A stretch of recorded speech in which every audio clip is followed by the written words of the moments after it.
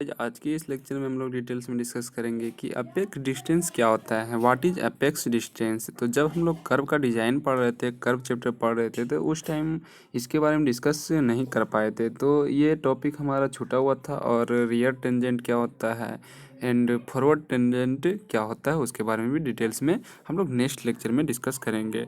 तो इस लेक्चर में हम लोग डिटेल्स में डिस्कस करेंगे कि what is apex distance. Apex distance क्या होता है।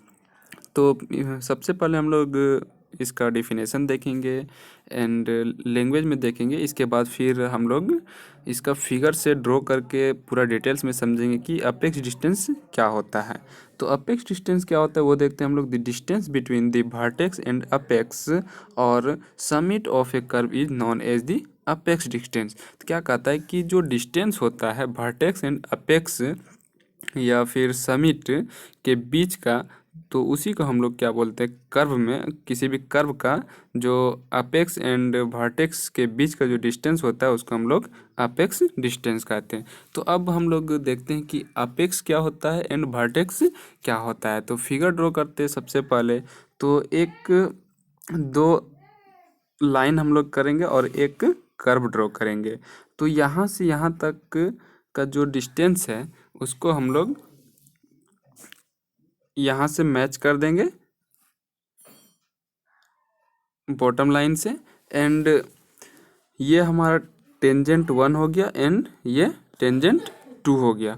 और इस पॉइंट को हम लोग बी कंसीडर करते हैं एंड इस पॉइंट को ई कंसीडर करते हैं। तो बी एंड ई जब कंसीडर करते हैं तो बी को हम लोग क्या बोलते हैं, B is known as the vertex. तो बी हमारा क्या है, वर्टेक्स है। एंड इस पॉइंट को हम लोग ई लेते हैं।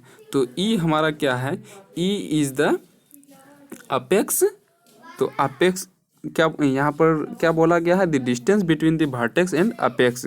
तो बी और ई के बीच का जो डिस्टेंस है, तो इस पोर्शन को हम लोग क्या बोलते हैं, यहाँ से यहाँ तक का जो डिस्टेंस है इसी को हम लोग बोलते हैं अपेक्स डिस्टेंस। तो उम्मीद है आपको समझ में आ गया होगा कि अपेक्स डिस्टेंस क्या होता है। तो आज के लेक्चर में इतना है, फिर नेक्स्ट लेक्चर मिलते हैं न्यू टॉपिक के साथ। तब तक के लिए बाय।